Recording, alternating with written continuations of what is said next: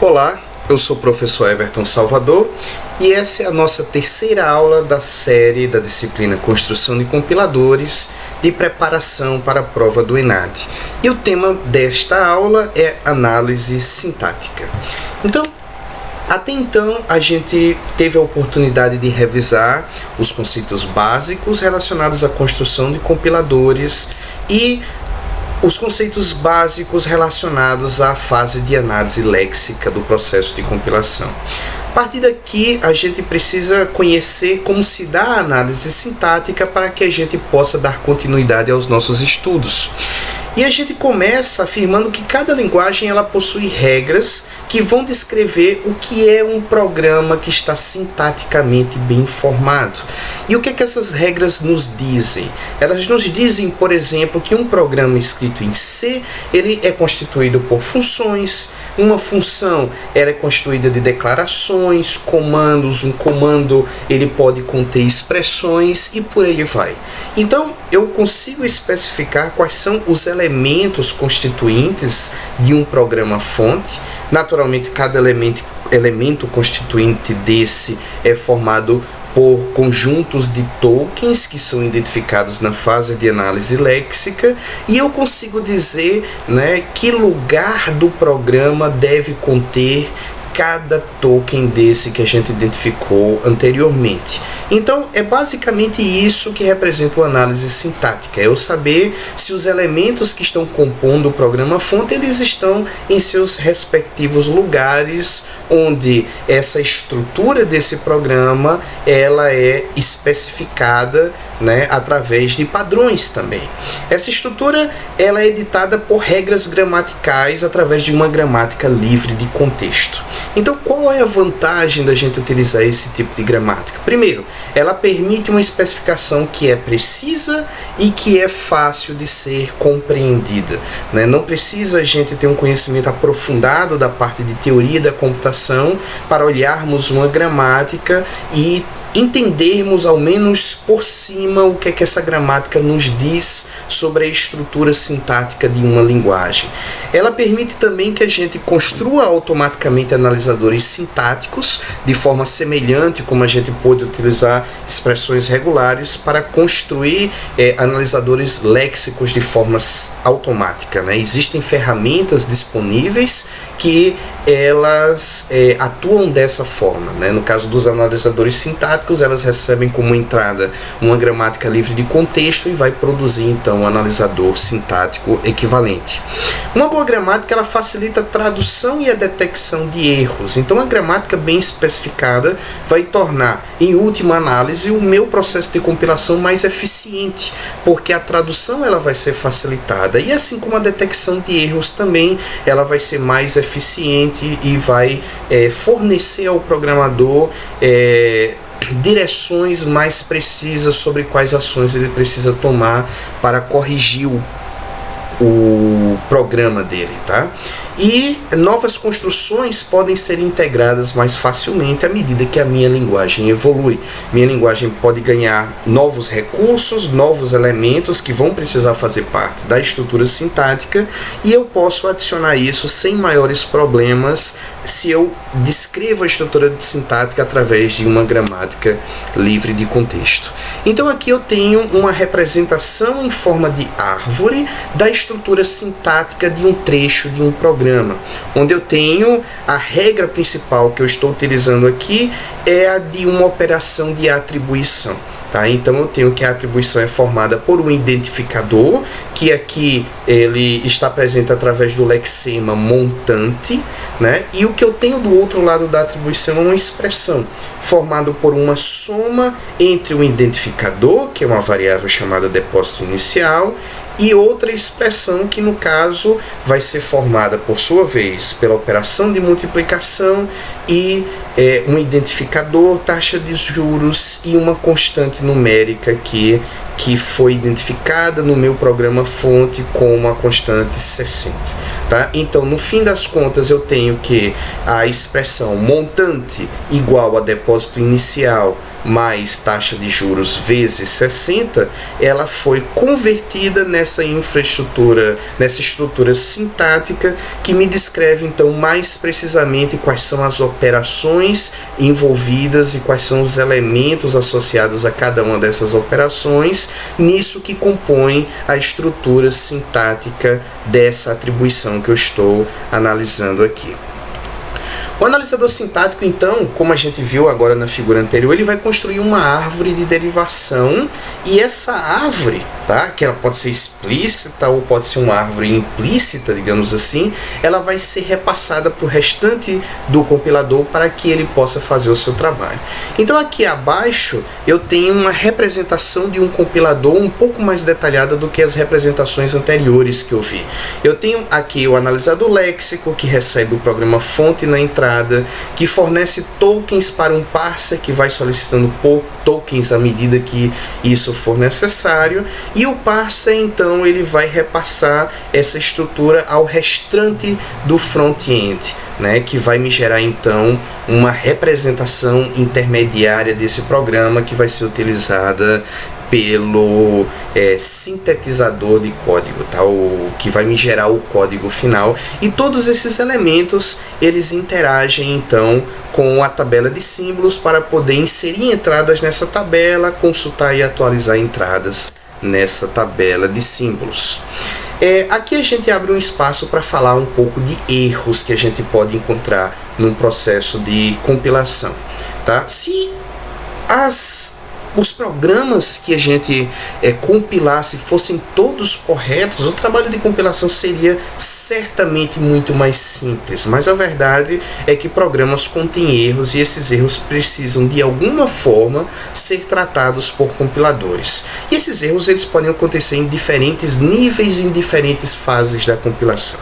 Por exemplo, durante a análise léxica a gente pode ter erros léxicos, que são, por exemplo, ortografias erradas de identificadores, tá? Por exemplo, uma variável na linguagem Pascal que foi nomeada começando com um número, por exemplo, seguido de letras. Essa é uma nomeação errada que você pode dar a uma variável ou a uma função.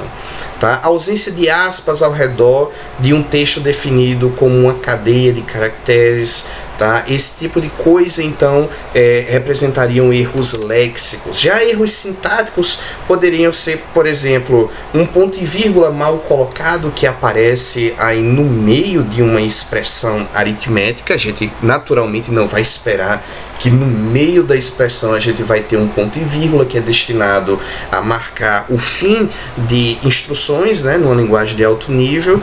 Numa linguagem C, por exemplo, a gente pode ter uma definição de um case que não está dentro de uma instrução switch, tá? Isso é um erro sintáxico. A gente tem também erros semânticos, por exemplo, divergência de tipo entre operadores e operandos. Eu tenho uma operação que vai se destina a fazer alguma transformação sobre números, e eu passo, por exemplo, textos para esse operador, e isso então pode me causar um erro de verificação de tipos, né, que está associado então aos erros semânticos. Na linguagem Java eu posso ter, por exemplo, o retorno de um método com alguma coisa quando o tipo esperado para aquele método era vazio, ou seja, eu não deveria estar retornando nada e eu tentei retornar algo. Isso também seria considerado um erro semântico. E além disso existem também os erros lógicos, tá? Por exemplo, raciocínios incorretos por parte do programador, tá? Ele tem na mente dele um propósito, e na hora que ele foi desenvolver, toda a estrutura do programa está correto, mas o raciocínio do desenvolvedor está incorreto, tá? Por exemplo, na linguagem C, o desenvolvedor ele quis dizer que uma coisa era igual a outra, sendo que ele utilizou para isso o operador igual, que é reservado para atribuições, ao invés de utilizar o operador igual. Esse sim deveria ser utilizado para representar, por exemplo, uma verificação de se uma coisa ela é igual a outra coisa. Então esses aqui são alguns erros que a gente precisa considerar e precisa de certo modo tratar no processo de compilação. Então, voltando para as gramáticas livres de contexto, tá? Se tratando da estrutura sintática de um programa, muitas das construções elas possuem uma organização, uma estrutura que é inerentemente recursiva. Por exemplo, eu posso colocar ifs dentro de ifs recursivamente, em princípio, na quantidade que eu bem queira e entenda. Mesma coisa se aplica a instruções do tipo while, for e por aí vai. Tá? Então, a gramática livre de contexto ela é muito adequada para a gente representar esse tipo de estrutura recursiva. Por exemplo, aqui eu tenho uma definição de uma coisa que eu chamei de command, né? Command, que é if, uma expressão, then, command, else, command. Tá? E aqui eu posso utilizar essa definição recursivamente para representar alinhamentos. Isso já está, vamos dizer assim, incluído na gramática livre de contexto, e isso é uma das coisas que faz com que esse recurso lá da teoria da computação ele se torne adequado para ser utilizado aqui na especificação do analisador sintático. Tá? Então, a gramática livre de contexto, o que forma esse tipo de gramática? Ela é formada por terminais, não terminais, um símbolo de partida e produções. Tá? E aqui a gente vai fazer uma relação de algo que a gente definiu para o analisador léxico e aqui para o mundo das gramáticas livres de contexto. Um token ele vai ser utilizado como sinônimo de terminal. Então, quando a gente vê uma referência a um terminal, a gente sabe que é um token que foi identificado ali na fase anterior, que é a fase de análise léxica. Então aqui a gente tem um exemplo de uma gramática livre de contexto que especifica expressões, tá? Então ela diz aqui que uma expressão ela pode ser uma expressão mais um termo, né? Essa aqui é uma definição já recursiva. Ela pode ser uma expressão menos um termo, ou ela pode ser simplesmente um termo. Já termo ela define como pode ser um termo versus um fator, ou um termo dividido por um fator, ou simplesmente um fator. Fator é definido como ou uma expressão entre parênteses, ou então um identificador. E aqui eu deixei a pergunta, né? Quais seriam os símbolos terminais que fazem parte dessa definição aqui, dessa gramática? Nesse caso são os tokens que já estão incluídos nessas definições. Então aqui a gente tem o sinal de mais, é um símbolo terminal, o sinal de menos, o sinal de vezes, o sinal de divisão, o abre e o fecha parênteses e o identificador. Aqui todos eles são tokens, são terminais nessa definição. E a gente pode representar essa gramática também dessa forma mais simplificada aqui, né? Onde ao invés de utilizar o nome por extenso dos elementos, eu simplesmente coloquei uma letra maiúscula para representar esses elementos, que aqui são os símbolos não terminais das produções da minha gramática. Então essa é uma forma bem mais concisa de eu fazer essa representação. Um conceito-chave relacionado a gramáticas é o conceito de derivações, tá? Ou seja, as derivações elas são feitas através das produções que podem ser consideradas como regras de reescrita. Nas derivações, eu sempre vou substituir um não terminal por uma expressão que ela está prevista, descrita nas produções da gramática. Em cada passo eu vou substituir um não terminal pelo corpo de uma dessas produções, tá? Isso aí seria uma construção top-down, de cima para baixo, ou seja, não terminais sendo transformados até que eventualmente ele chegue em um conjunto dos terminais que a gente encontraria, por exemplo, num programa escrito em uma linguagem fonte, tá? E aqui esse símbolo, né, essa seta, ela significa deriva em um passo. Então, por exemplo, se a gente considerasse aquela gramática das expressões que a gente viu anteriormente e a gente tentasse chegar nesse conjunto aqui, nessa expressão formada pelos tokens menos, abre parênteses, número, identificador número, mais outro identificador número, fecha parênteses, então a gente poderia ter a seguinte sequência de derivações, tá? que é depois substituída pela produção menos E, aí depois o E aqui vai ser substituída pela produção E entre parênteses, esse E interno vai ser substituído pela produção E mais E, aí o primeiro E eu vou substituir pela produção ID e o segundo E eu vou substituir pela produção que vai levar esse E em ID novamente. E então eu transformei, eu cheguei nessa estrutura aqui, que é exatamente onde eu queria chegar, né? Esse número aqui é apenas o lexema que está associado ao token identificador, mas eu consegui sair da regra inicial E e fazer uma sequência de derivações até chegar nessa expressão aqui formada pelos tokens acima.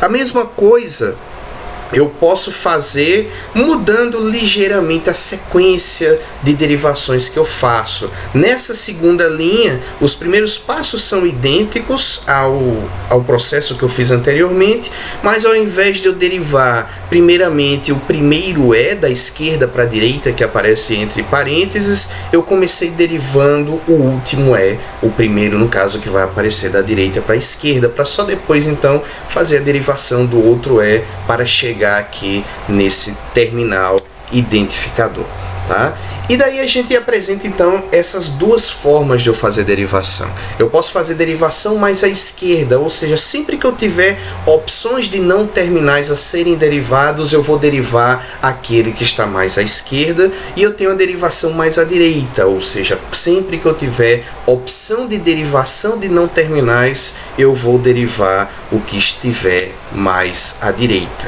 Uma derivação ela pode ser representada por uma árvore. A árvore ela vai então filtrar a ordem, né, das produções que eu apliquei para substituir não terminais por outras coisas, que podem ser outros não terminais ou podem ser terminais. Tá? Então, aquela derivação que eu fiz anteriormente, eu posso representar ela também através dessa árvore de derivação, né? Onde o E, o símbolo inicial, ele foi derivado em menos E, o primeiro E foi derivado nesse abre parênteses, E fecha parênteses, e o E interno dos parênteses foi derivado nesse E mais E, onde cada expressão aqui foi derivada em identificadores. Então aqui eu representei através de uma árvore a mesma derivação que eu fiz anteriormente, que eu representei numa forma mais textual.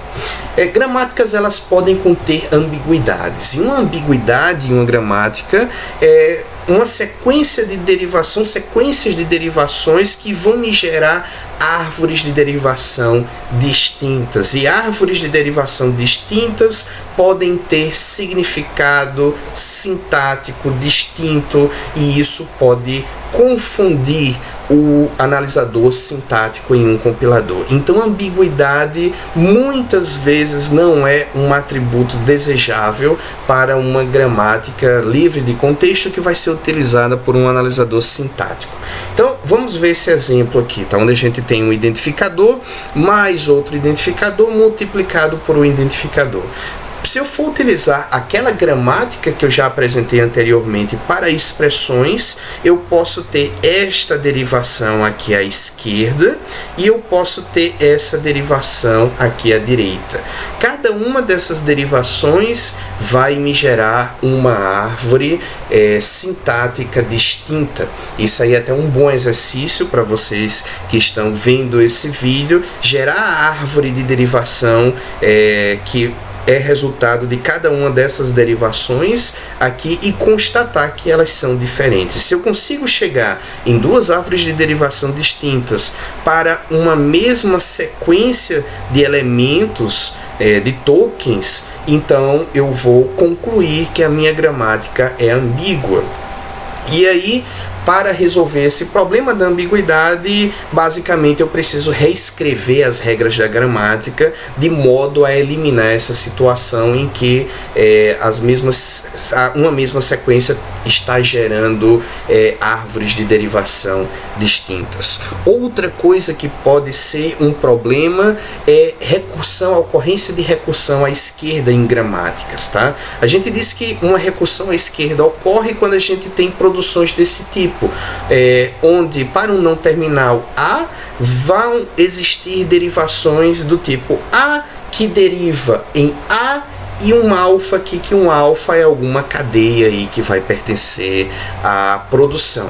Então, em princípio, o que nos importa aqui é que o não terminal ele aparece como o símbolo do lado esquerdo da produção, e do lado direito da seta a gente vai ter de imediato A aparecendo. Tá? Isso a gente chama de recursão à esquerda, e isso pode também ser outro atributo não desejável em gramáticas livres de contexto, porque análises descendentes, alguns métodos, eles não podem tratar com gramáticas que possuem recursão à esquerda. Então, mais uma vez, a gente vai ter uma situação em que a gente vai precisar reescrever regras da gramática de uma forma em que essa recursão ela vai ser eliminada.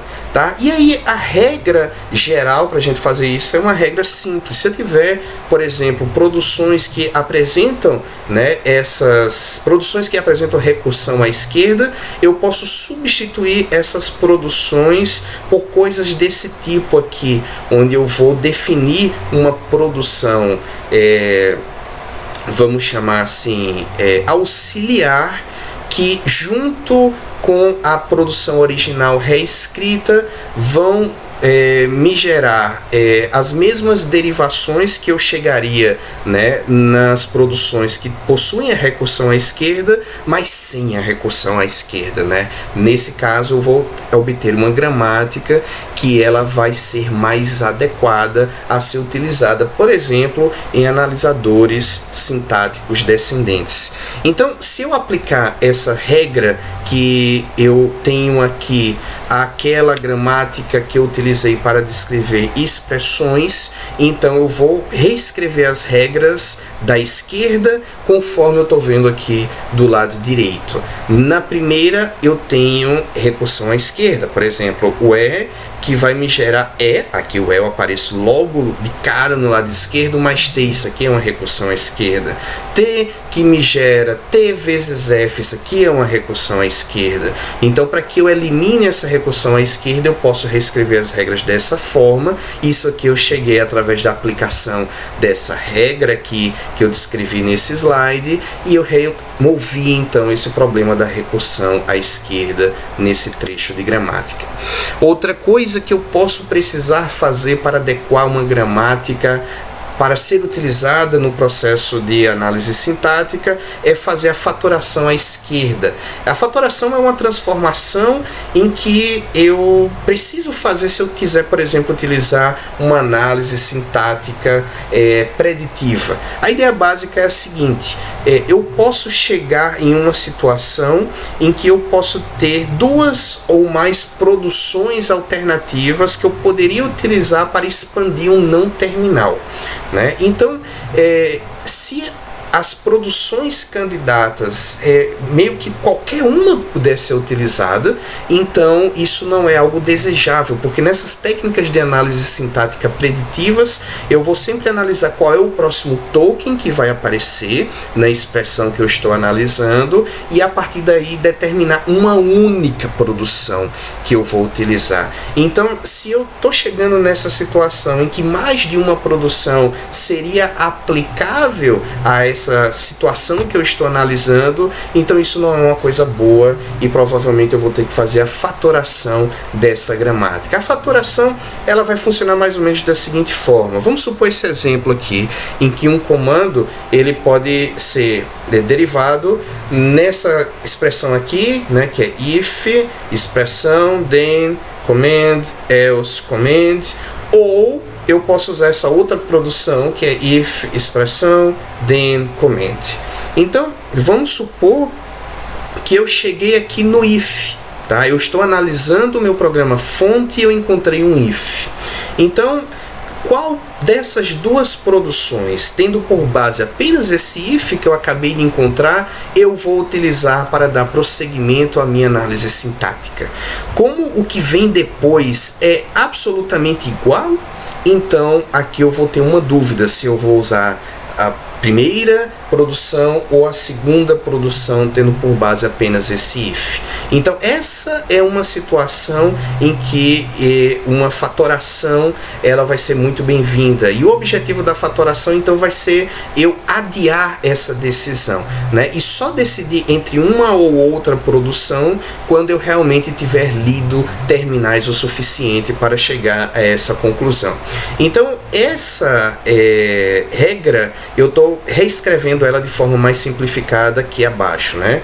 É o comando, né, que vai estar representado pelo S, então ele vai poder gerar if uma expressão, then um comando, ou então if uma expressão, then um comando, else um comando, ou alguma outra coisa que eu estou chamando de A, tá? E aqui eu estou falando que essa expressão me gera B. Isso aqui é uma gramática hipotética que eu estou usando. Se eu for fatorar isso aqui para me livrar dessa situação, então eu vou fazer o seguinte: eu vou pegar nas produções que possuem esse elemento comum à esquerda, eu vou listar esse elemento comum seguido por uma regra auxiliar que eu estou criando, que eu estou chamando aqui de S'.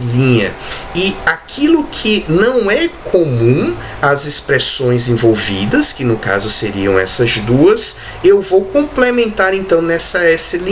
Ou seja, no S eu vou colocar aqui ele pode ser derivado em if, expressão, then, comando, S'. Porque o que vem depois do comando pode ser else, comando, ou então nada. Essa diferenciação é o que eu vou colocar na minha regra auxiliar S'. Então S' aqui vai ser derivado no else um comando, ou então em vazio. E como esse que deriva em B, no terminal B, nunca foi um problema, então ele simplesmente permanece aqui do mesmo jeito que esse A, que é outra produção associada ao não terminal S, ele nunca foi um problema, então ele simplesmente é mantido na minha gramática já transformada, tá? E daí vou concluir citando esses dois tipos de análise, desses grupos de análise sintáticas que são mais características. A gente tem a análise sintática descendente, que ela constrói a árvore de derivação para uma cadeia de entrada de cima para baixo. Ou seja, eu vou partir do não terminal, que é o símbolo inicial da gramática, e vou fazendo derivações e derivações e derivações até que eu chegue ao conjunto de tokens que representa o programa fonte, né? O conjunto de terminais que foi identificado através do analisador léxico. A gente pode encarar isso então como uma forma de fazer uma derivação mais à esquerda para uma cadeia de entrada. E aí a gente tem dois tipos que se destacam, né, na análise sintática descendente, que é a análise descendente recursiva e a análise descendente preditiva. Cada uma delas tem características bem distintas, vantagens e desvantagens que são bem particulares a cada uma. E a gente tem também as análises sintáticas ascendentes, que vão tentar construir aquela árvore de a árvore sintática da parte mais baixa para a parte mais alta, ou seja, da folha até a raiz. Eu vou partir dos tokens e eu vou tentando reduzir eles às regras que os geram até que eu eventualmente chegue no não terminal, que é o símbolo inicial da gramática. Se eu chegar nessa situação, então eu vou concluir que o programa ele está sintaticamente bem formado, tá? Um método que geralmente é utilizado nesse tipo de análise